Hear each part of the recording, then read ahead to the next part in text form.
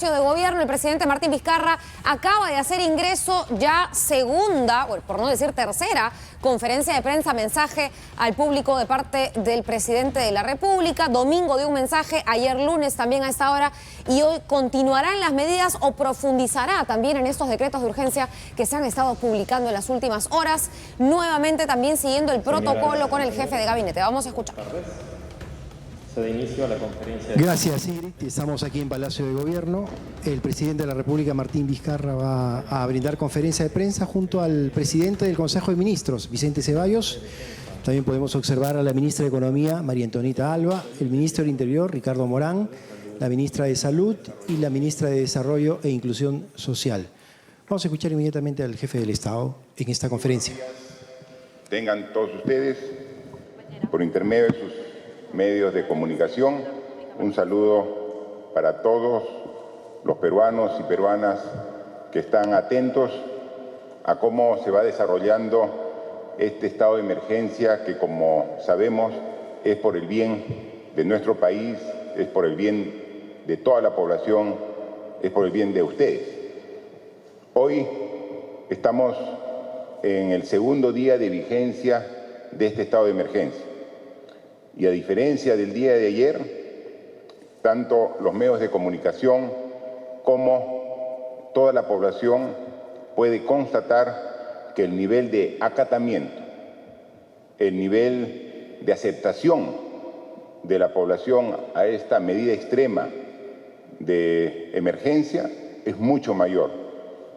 Y era lógico y era de esperar. El día de ayer se permitió aún el transporte terrestre, aéreo, marítimo, de pasajeros internacionales como nacionales. Dimos precisamente el primer día de holgura para que puedan llegar a sus lugares de destino, puedan llegar a sus hogares, a sus viviendas, para que puedan pasar esta etapa de cuarentena, esta etapa de permanecer en sus viviendas, en sus domicilios. Hoy día hemos constatado, no solamente en Lima, sino en todas las regiones del país, que el nivel de respuesta de la población es mucho mejor. Yo quiero, en ese sentido, agradecer y felicitar a todos los peruanos y peruanas el hecho de haber tomado conciencia de lo importante que es aceptar, de lo importante que es acatar esta medida. Lo hacemos por el bien de todos los peruanos, lo hacemos por el bien de usted, señora, señor, adulto mayor, joven, señorita, niño, niña. Queremos preservar su salud, que es lo más preciado que tenemos. Y en consecuencia vamos a ir aún mejorando.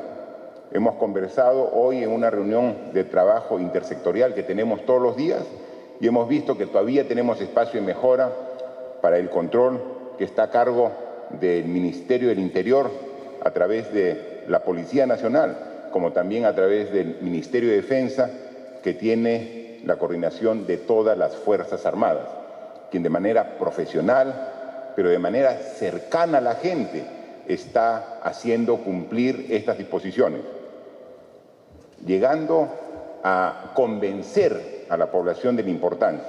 O sea, no solamente lo que prima aquí es la fuerza, aquí lo que está primando es la razón, y por eso es que hemos visto, por ejemplo, que algunos indicadores objetivos, como el consumo de energía eléctrica, de un día normal bajó en un porcentaje significativo ayer, cerca de una disminución del 25%, y para el día de hoy ha sido otro 25% adicional, lo que quiere decir de que se está logrando la medida que hemos propuesto a través de este decreto supremo de emergencia y que la población está respetando, pero no toda la población. Y ahí es el llamado a la reflexión.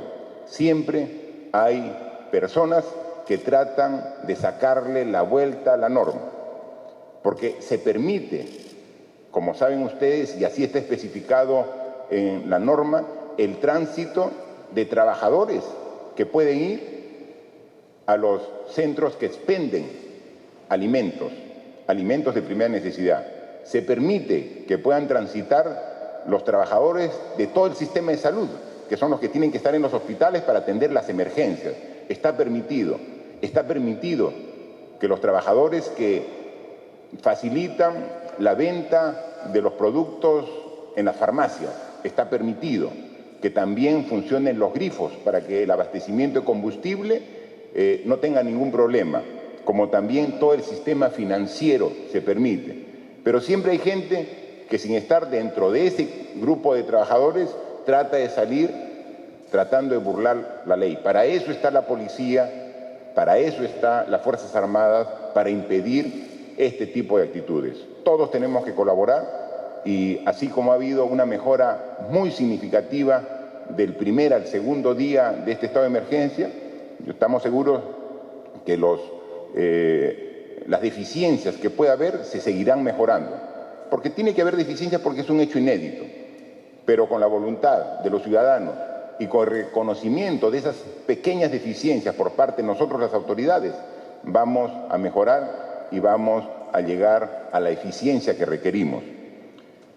Por ello tenemos que decirle que, por ejemplo, hoy ha habido algunos inconvenientes por cuanto, como a las 12 de la noche, ya estaba prohibido el tránsito interprovincial, entonces se encontró algunos buses que traían pasajeros del norte, del sur, que habían salido el día de ayer cuando estaba permitido y que la hora del corte del transporte lo agarró antes de llegar al destino. Obviamente, las Fuerzas Armadas y la Policía, con el criterio que corresponde, los ha permitido llegar a su destino, no los puede dejar a medio camino, con la clara decisión de que es por esta oportunidad, porque han salido durante la hora permitida aún. Eso ya no va a ocurrir el día de hoy, porque ahora ya no puede salir de ningún terminal terrestre de pasajeros, pueden salir buses con destino interprovincial. Ahora ya no, entonces ya mañana ya no se va a permitir la flexibilidad que ha habido hoy día. Lo mismo ha ocurrido también en algunos aeropuertos. Hemos encontrado que ha habido pasajeros que tenían destino a regiones del Perú que tenían que partir el día de ayer en la noche, pero por cuestiones climáticas se suspendió el vuelo y se quedaron estos pasajeros en el aeropuerto. Hoy, en horas de la mañana, hace una hora, a través de los aviones de las Fuerzas Armadas, hemos dado la facilidad para trasladar a esos pasajeros a su destino, ¿no? Porque tenían previsto viajar el día de ayer y por un hecho que no es responsabilidad de ellos, se habían quedado varados en el aeropuerto. Estamos haciendo ese esfuerzo para no perjudicarlos. También ocurre lo mismo con pasajeros internacionales que se han quedado en otros países. Hoy hemos sacado un decreto supremo que les permite ingresar en esos casos para permitir, fuera del plazo, permitir esos vuelos que son, y se podrían llamar como vuelos de carácter humanitario, porque son pasajeros que se han quedado y no tendrían dónde estar en los países, como también para retornar a extranjeros que están en el Perú y que tienen que regresar a su país. Entonces, en esos casos estamos haciendo el retorno y la repatriación de peruanos. En consecuencia, todas esas pequeñas deficiencias que se han encontrado en la aplicación del Decreto Supremo de Estado de Emergencia se están corrigiendo, pero con la voluntad de todas las autoridades y con la comprensión y paciencia de la población que está colaborando en ese sentido.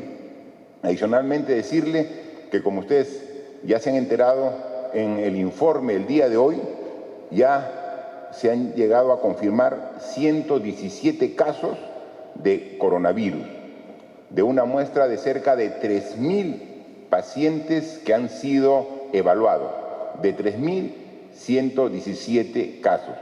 Es decir, estamos dentro del parámetro que se tenía previsto, que un 3% de los evaluados están saliendo confirmados. Y como lo hemos dicho, la cifra va a seguir en aumento. Es una curva que va aumentando y que esperemos que durante los 15 días de esta cuarentena que hemos planteado a la población con este estado de emergencia, vamos a tender a buscar el punto de inflexión que comience a lograr bajares. Si no tomamos esta cuarentena, si no logramos que la gente esté en sus casas, si no logramos el cumplimiento de todos, esa curva seguiría en aumento, en aumento y en aumento, con las consecuencias graves que tendría para la población en cuanto a su salud y en cuanto a muchas pérdidas de vida humana si es que no lo controlamos. Este esfuerzo que estamos haciendo es precisamente para evitar ello, y lo estamos haciendo bien, y estamos poniendo todo el esfuerzo, y como lo hemos dicho, sin escatimar ningún esfuerzo. Hemos designado los recursos que requiere el sector salud para que pueda controlar mejor esta enfermedad. Al Ministerio del Interior, Ministerio de Defensa, hemos asignado los recursos para que pueda también hacer el control del cumplimiento del estado de emergencia.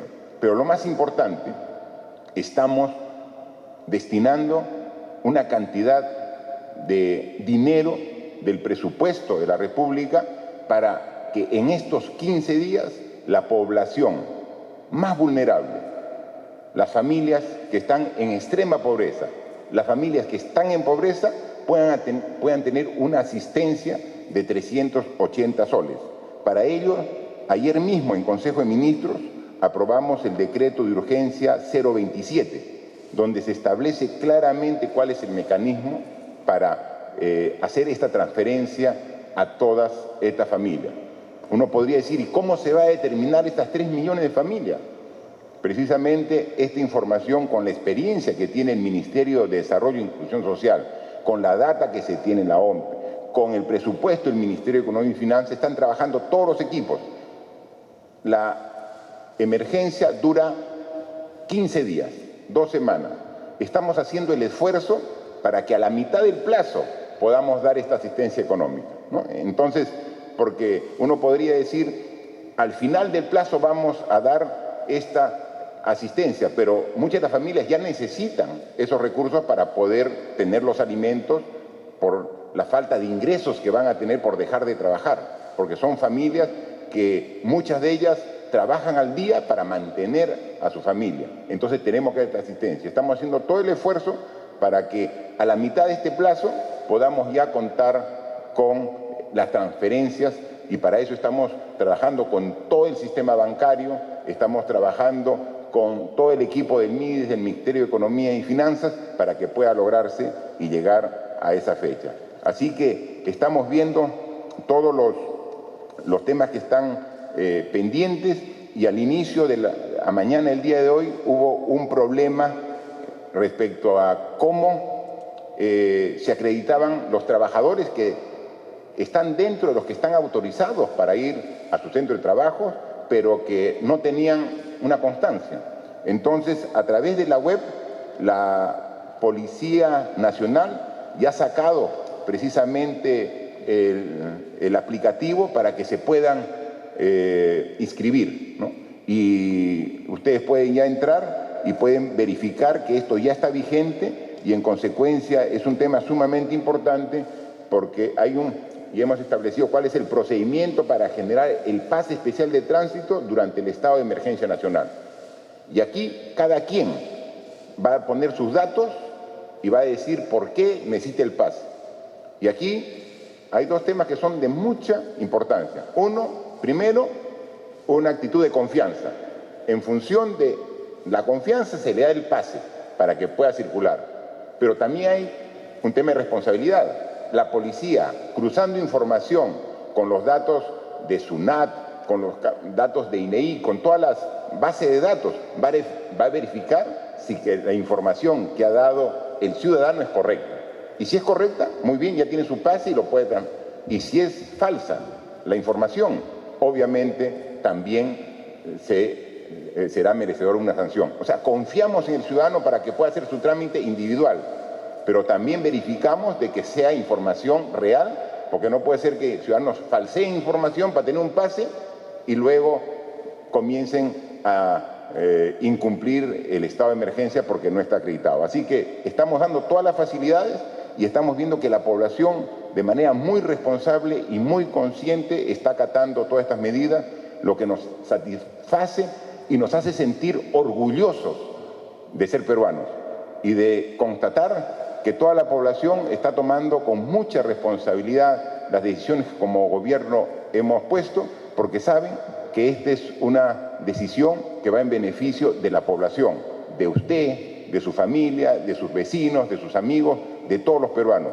Ese es un acto grande de solidaridad que va a lograr que venzamos esta enfermedad que está trayendo tanto daño, tanto dolor, tanta muerte en otras partes del mundo, y queremos que en nuestro Perú, en nuestro país, los efectos sean menores de los que podrían ser si es que no tomamos estas medidas.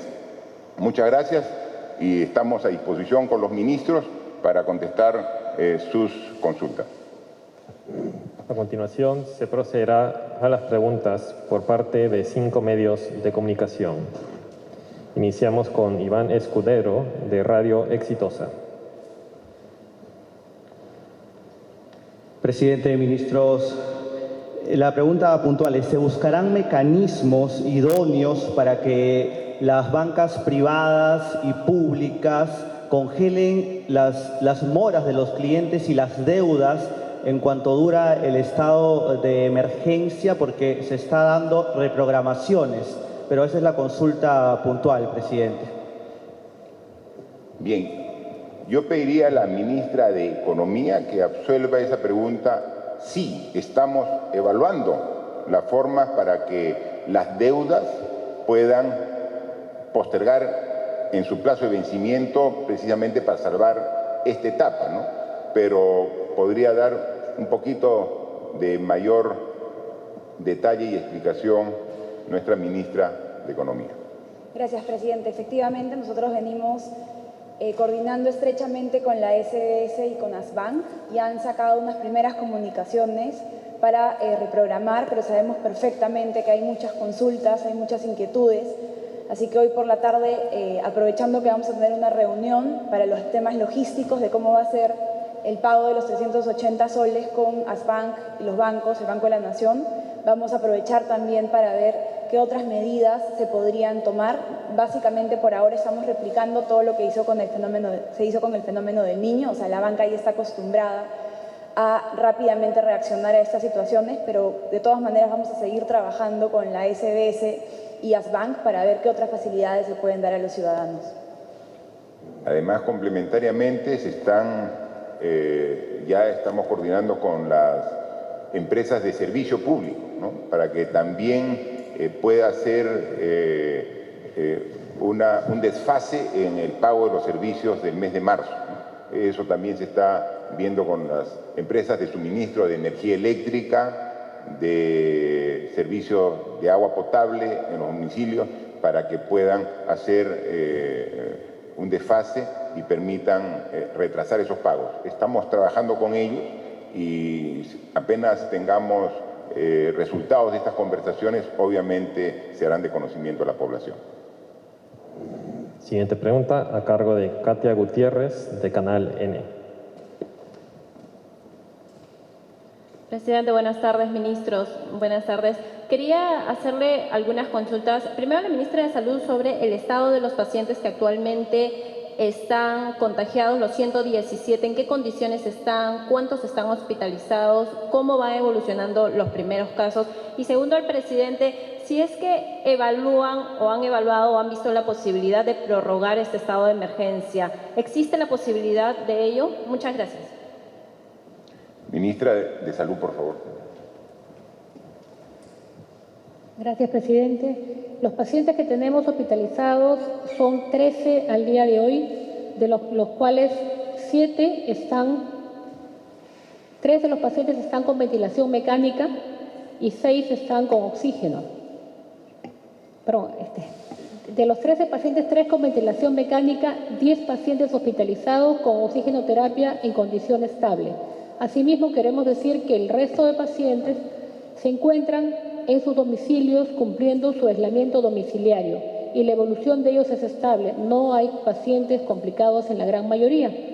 Es lo que se estaba previendo. Además, como ustedes ya sabrán, tanto el caso cero como sus familiares han evolucionado adecuadamente. Y en esto queremos hacer un llamado de tranquilidad a los ciudadanos. Tal cual como se informó desde un inicio, solamente menos de un 20% de los pacientes infectados van a requerir hospitalización, es decir, oxígeno y en algunos casos más graves, ventilación mecánica. Pero el problema de la infección por coronavirus no es el número de casos que van al hospital y el número de infectados en la máquina, sino es la velocidad de dispersión que tiene este COVID-19 y que infecta a personas, adultos mayores y personas vulnerables, que son ese pequeño grupo que no tiene un sistema inmune lo suficientemente competente y que hace que de manera exponencial empiecen a aumentar los pacientes que van a los hospitales, y de ese grupo van a ir a ventilación mecánica. Entonces, en estos momentos es sumamente importante ser solidarios y responsables, y en defensa de la vida y la salud de todos nuestros ciudadanos, de nosotros mismos, de nuestros padres, de nuestros abuelos, de nuestros amigos, cumplamos la cuarentena domiciliaria. Si no lo hacemos, vamos a estar viviendo lo mismo que pasó Italia, lo que pasa España, y no queremos eso para nuestro país. Muchas gracias. Bien, para complementar la respuesta de la periodista, como lo ha dicho la ministra, creo que ya es una buena muestra para ver más o menos cómo es la evaluación y cómo se va dando la enfermedad en su evolución. Porque, miren, hay 3.000 personas que han tenido síntomas y que han dicho, creo que estoy con el COVID-19, 3.000 personas. A las 3.000 personas se le ha tomado la muestra y de las 3.000 hay 117 que han dado confirmado. Más de 2.800 negativo. Es un resfrío común que han confundido con el COVID. Entonces, esa es la primera relación, ¿no? Más o menos, cuál es la proporción de los que creen tener y los que realmente tienen. 117. Ahora, de los 117, hay 13 que han requerido ir al hospital. Lo que quiere decir que hay 104 que están enfermos con el COVID-19, pero están tranquilos en sus casas, porque los síntomas son leves. 104 de los 117 están en sus casas cuidando la cuarentena, porque tienen que estar en sus casas porque si no estarían contagiando a los demás. Entonces, por eso están 104. Pero 13 están en hospital. De los 13, 10 están en una cama, pero no de UCI, no de cuidados intensivos. Está en una cama porque requieren oxígeno 10, ¿no? Como es un tema, por sus características, que baja su capacidad respiratoria, entonces están con oxígeno. O sea, tranquilos, sin mayor peligro, hay 10 que tienen. Entonces, miren, de los 3.000 que pensaban que tenía el virus, 117 infectados, 104 en su casa, 10 en hospital, pero sin mayor problema. Pero hay 3 que sí están en estado delicado, que ya no solamente requieren oxígeno, sino que requieren ventilación mecánica. 3, ¿no? Entonces, si fueran no 117 contagiados, sino si fueran 10 veces más, si fueran 1.000, ya no requeríamos 3 con ventilación mecánica. Más o menos en la misma proporción requeriríamos 30. Y si fueran 10.000 contagiados, ya requeriríamos 300. Es por eso que queremos contener, porque a 3 pacientes que requieren unidad de cuidados intensivos podemos ver. A 30 podemos. Ya 300 ya rebasa la capacidad que tenemos en el sistema de salud para atender. ¿Se dan cuenta por qué es la importancia de cumplir este aislamiento social? A veces dicen, pero ¿cuál es el aislamiento social? Es simple, quédate en tu casa. Eso es aislamiento social, ¿no? Porque a veces uno pone términos menos difíciles. Aislamiento social, ¿qué consiste? Quédate en tu casa, nada más. Y comparte con los tuyos. Y haz cosas que nunca habías, por el trajín diario que no haces. Comparte con tu familia, quédate en tu casa, con tus hijos, si tienes nietos, con ellos quédate. Haz algo que no hacías antes, que el día a día no te permitía. Y eso te está ayudando a salvar vidas, porque evitas el contagio y entonces tienes hasta ahora 3. ¿Va a aumentar? Va a aumentar. Sabemos que va a aumentar. El estado de emergencia no significa que no aumentan, van a seguir aumentando. pero va a llegar un momento en que se contiene. Eso es lo que buscamos en el estado de emergencia. Y por eso le contesto la segunda pregunta. ¿Va a requerir prórroga? Nosotros creemos que no. O sea, no es necesario prórroga en la medida que cumplamos bien el estado de emergencia. Si cumplimos bien el estado de emergencia, con 15 días es suficiente. Eso dicen los expertos y nosotros tenemos que creer en los expertos. Los expertos que analizan este tema, que han comparado otras realidades, dicen que con 15 días cortamos la transmisión del virus. O la hacemos tan lenta que la tenemos bajo control. Pero si cumplimos, si le sacamos la vuelta y comenzamos a circular tratando de sorprender a la policía. Oye, ¿dónde está el control de la policía? Me voy por el otro lado para que no me vea. O sea, con eso no están engañando a la policía, están engañando a todos. O sea, están poniendo en peligro la cuarentena. O sea, no están engañando. Si voy y saco una autorización, un salvoconducto falso, ¿lo estoy engañando a las Fuerzas Armadas? No están engañando a las Fuerzas Armadas, están engañando a toda la sociedad. Es importante respetar. Si cumplimos la cuarentena en estos 15 días, pero de manera seria, todos los peruanos, suficiente. Cortamos la transmisión porque la disminuimos y la tenemos bajo control. Eso es lo que queremos. Pero para eso, miren todo el esfuerzo que estamos haciendo. Y lo que queremos, que este mismo esfuerzo sea en todo el país. Y aquí es el llamado para los gobiernos regionales. Señores gobernadores regionales, ayúdenos, porque nosotros como gobierno, como Poder Ejecutivo, ponemos todo nuestro esfuerzo, pero necesitamos el apoyo de los 25 gobernadores regionales, necesitamos el apoyo de los 1.800 alcaldes, provinciales y distritales, que nos ayuden en su jurisdicción a hacer cumplir esta norma. Si el Poder Ejecutivo, que es el Gobierno Nacional, tiene el apoyo que siempre hemos tenido del gobierno regional y de los gobiernos municipales, los 3 niveles de gobierno, sí la hacemos,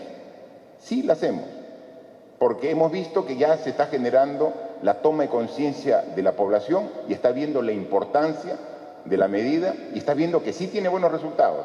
Así que hagamos bien este estado de emergencia, esforcémonos todos solo estos 15 días y evitemos cualquier prórroga. Depende de nosotros. Siguiente pregunta a cargo de Carlos Aguilar, del diario La República. Buenas tardes, ministro. Presidente, buenas tardes. Carlos Aguilar, diario La República. Usted mencionaba hace un momento que estaban pidiendo apoyo a los gobernadores regionales y a los alcaldes. En ese sentido, yo quería preguntarle si se ha previsto, digamos, qué acciones tomar frente a poblaciones vulnerables que no tienen los servicios básicos como agua y desagüe, ya que se informa que la limpieza es una de las principales herramientas para luchar contra ese virus. También quería preguntarle si el gobierno va a tomar acciones respecto a las denuncias referidas a que se ha aumentado los precios de la canasta básica, de algunos productos básicos, y quería preguntarle si el gobierno está preparado para afrontar, sea el resultado que sea después de estos 15 días. Gracias. Bien, efectivamente, aquí algo de positivo que nos va a dejar esta enfermedad es que tenemos que mejorar nuestro sistema sanitario y nuestros hábitos de higiene. Y así como ahora nos lavamos permanentemente las manos con agua y jabón, nos cuidamos de tocar elementos contaminados, esa costumbre, ese hábito, no va a ser solo de 15 días, ¿no? Tampoco va a ser de los 3 meses que dura la emergencia sanitaria. Ya tiene que ser un hábito que quede en nosotros, que lo dejemos en los niños, niñas, para que evite, porque si logramos ese hábito, mantenerlo ya como sociedad, no solamente vamos a evitar enfermarnos más seguido de influenza, de gripe, sino también de enfermedades gastrointestinales, si mantenemos esa costumbre. Entonces, creo que también van a haber resultados positivos de todo este esfuerzo que estamos haciendo. Y hay que continuar así. Pero hay que continuar también trabajando en la priorización de las obras de saneamiento. Pero como las obras de saneamiento toman tiempo y seguimos trabajando, hay algunos lugares donde el agua potable solamente llega a través de cisternas. ¿Qué tenemos que hacer? Aumentar ese esfuerzo. Aquí le hemos encargado al ministro de Vivienda, que tiene la responsabilidad de Lima, a través de SEDAPAL para que intensifique esta provisión de agua a los sitios donde no tienen el sistema de agua instalado. Y hoy me comentaba el ministro de que requería alquilar 100 cisternas más para abastecer de manera más fluida el agua a los sitios de aquí, urbanos, que no tienen. Obviamente, inmediatamente le hemos autorizado y está procediendo a través del Ministerio de Vivienda con contratar 100 cisternas más. Eso lo hacemos acá, pero también tiene que hacerse en el resto del país. Y ahí es ahí donde les pedimos a los gobiernos regionales, a los municipios, para que también puedan asumir esa responsabilidad. Porque gobierno somos todos y estamos divididos en 3 niveles. Gobierno nacional, gobierno regional y gobierno municipal. Así que están colaborando y están trabajando. Efectivamente, como usted dice, algunos productos han subido de precios. Y es que la logística de transporte está un poco difícil en estos primeros días. Hay algunos camiones con productos de primera necesidad que han sido retenidos en este primer día en su tránsito desde la zona de producción, desde las chacras, hasta los mercados, la zona de consumo. Pero eso se está solucionando en el transcurso del día. Está viniendo el limón del norte, sí, pero está detenido por el control que se está haciendo. El Ministerio del Interior ha visto, ha dado facilidades y viene. Mientras que demora en llegar, sube un poco el precio en el mercado. Es lógico y natural. Llegan los camiones, otra vez se regula solo. Entonces, porque la producción sí igual. La producción agrícola, la producción de productos de primera necesidad continúa. En consecuencia, la dificultad de abastecimiento coyuntural temporal está siendo solucionada para que los precios inmediatamente otra vez se estabilicen. Así que no va a haber ningún problema. Siguiente pregunta a cargo de Jacqueline Martínez, de ATV. Presidente, ¿cómo está, ministros? Muy buenas tardes. Quería saber si es que se sabe o se ha llegado ya, digamos, a cuantificar en qué tipo de fase estamos. En Chile han anunciado que están en la fase 4. Queremos saber cuál es la de acá. Y una pregunta adicional. Esta mañana hemos recibido un sinfín de denuncias en INEM, en el Revalidati, sobre pacientes que están denunciando que sus citas han sido canceladas sin previo aviso y que incluso no pueden recoger sus medicamentos. Son pacientes que están esperando diálisis, que están esperando quimioterapias, que ya las tenían agendadas para el día de hoy. ¿Qué va a pasar con ellos? Por favor, esas 2 preguntas. Gracias. Bien, como le decíamos al principio, esta medida extrema de un estado de emergencia siempre va a traer dificultades, pero tenemos la mejor actitud, disposición y voluntad para superarla. Hemos dicho que los hospitales, los establecimientos de salud no van a atender en toda su cobertura, es decir, las consultas van a tener que ser reprogramadas, porque lo que queremos es evitar en estos 15 días la concentración de gente para evitar la propagación del virus. Pero hay citas que no se pueden reprogramar. Si hay un paciente que necesita diálisis, tiene que tener la diálisis, porque si no, obviamente está afectando seriamente su salud. Hay pacientes que tienen diversos tratamientos médicos que no se pueden postergar. Esos tratamientos continúan, pero como hay una confusión inicial, se genera un desorden en este primer día. Tanto la ministra de Salud, para los establecimientos que corresponden al MINSA, como la presidenta de Salud, con quien participa en las reuniones intersectoriales para todos los hospitales de salud, están monitoreando estas deficiencias que sí ha ocurrido para hacer la diferenciación de qué se posterga porque no es urgente y qué cosa no se puede postergar porque es urgente. Y eso se está aclarando y en el transcurso del día. Por eso a la gente lo que tenemos que decir es un poquito de paciencia. Queremos lo mejor para todos y esas dificultades iniciales de esta aplicación del estado de emergencia se están superando. Y sobre respecto a qué fase está, estamos en la tercera fase, que es lo que se considera que es el contagio comunitario, ¿no? O sea, al inicio hubo el caso cero, primera fase, apareció el COVID-19 en el Perú, primera fase. Pero los primeros días comenzó a haber segundo, tercer caso y eran casos importados. Decía, ¿tú estás infectado? Sí. ¿Qué pasa? He llegado de Europa, he estado en España, he estado en Italia, o me he contagiado de una visita de un turista que estuvo en Italia. Entonces se tiene claramente trazado cuál es la causa del contagio. Entonces esa es la fase 2, que aumente el contagio, pero son casos importados. La fase 3 es cuando ya los contagiados dicen, sí, tengo el virus. ¿Y tú has venido de Europa? No. ¿Has estado con alguien que ha estado en Europa? No. Yo solamente me he reunido con los vecinos. Entonces ya se dice que hay un contagio comunitario, ¿no? Entonces ya hubo mayor expansión. Esa es la fase 3. Ya los 117 contagiados no han estado en Europa, ni han estado necesariamente en contacto con alguien que está en Europa. Entonces esa es la fase 3. Entonces por eso estamos en la fase 3 y eso es lo que nos obliga a tomar las decisiones que hemos tomado responsablemente y que la población también, con mucha solidaridad, está acogiendo y respetando. Última pregunta, a cargo de Tanu Simons, de TV Perú.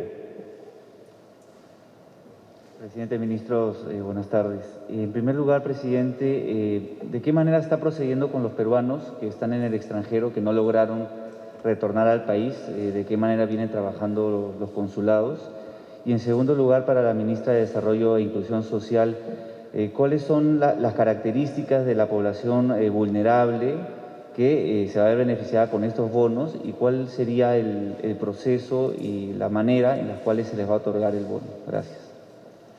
A ver, ministra, esta pregunta es muy importante sobre cómo se identifican los 3 millones de familias. Presidente, gracias.